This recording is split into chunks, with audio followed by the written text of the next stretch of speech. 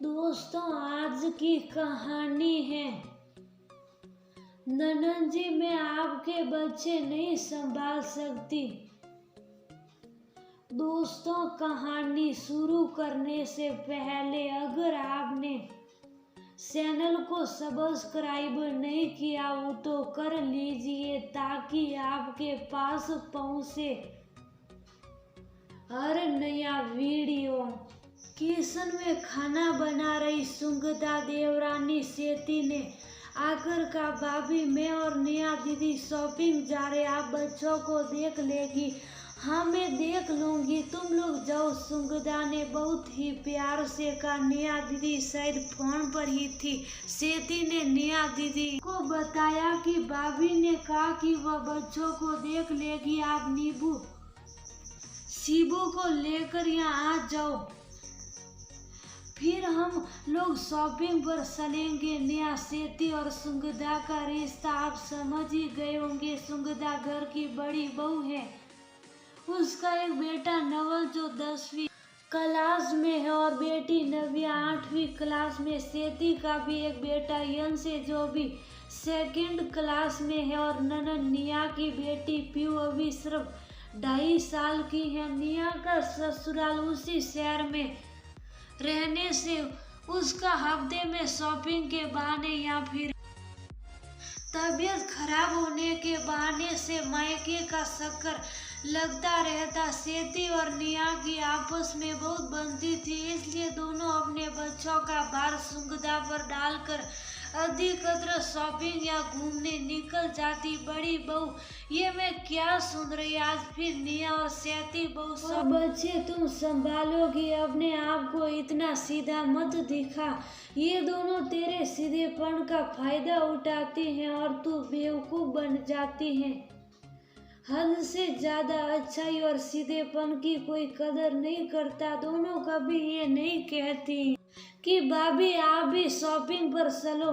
सास नैना जी सुगंधा के सीधेपन पर गुस्सा होने लगी। जाने दीजिए ना मम्मी जी, सभी को पता है कि मैं बच्चों की पढ़ाई के समय कहीं नहीं जाती और इस बार नवल का 10वीं बोर्ड का एग्जाम है जहाँ नवल और नव्या की देखभाल करूंगी। वहीं 2 बच्चे और वैसे भी यंश और पीयू ज्यादा तंग नहीं करते, मेरी सारी बात मान लेते हैं और फिर आप है ना मेरा साथ देने के लिए। सुगंधा ने हंसते हुए कहा, मैंने जरूर पिछले जन्म में अच्छे कर्म किए थे जो तुझ जैसी समझदार और जिम्मेदार बहू मिली।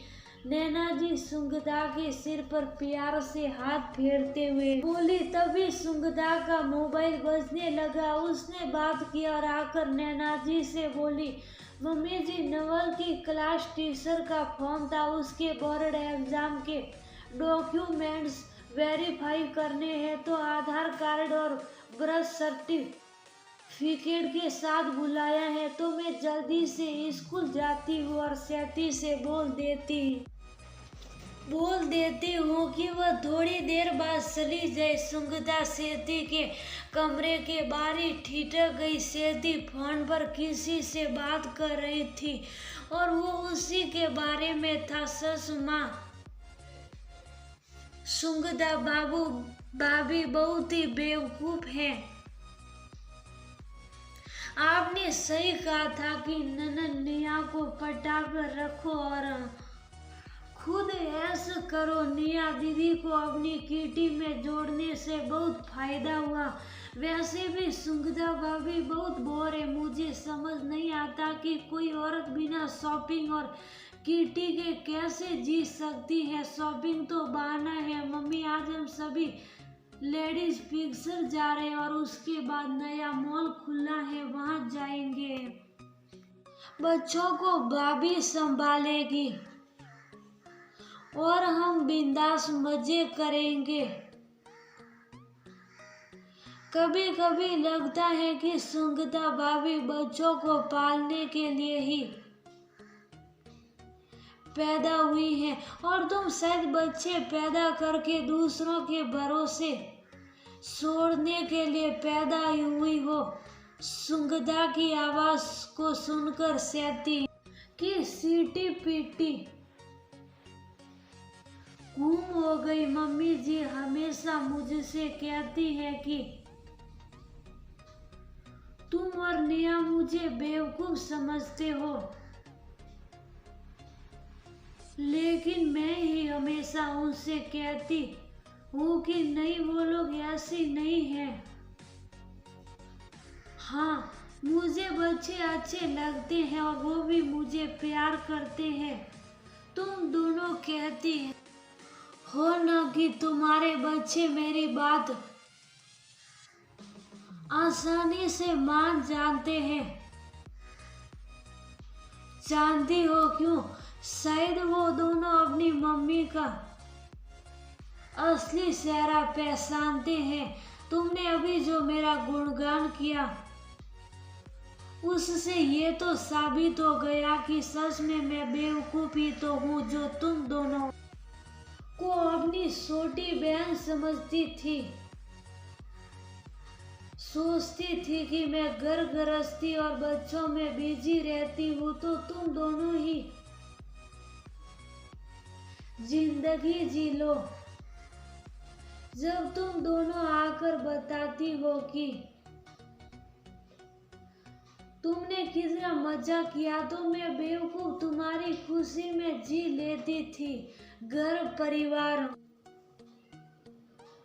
तभी चलता है जब एक दूसरे की भावनाओं की कदर की जाए, ना कि उसका मजाक बनाया जाए। जिंदगी हमें हमेशा नया पाठ पढ़ाती है, जो हमारी सोच को भी बदल देती है। जरूरत से ज्यादा सीधा होना खुद के लिए घातक होता है।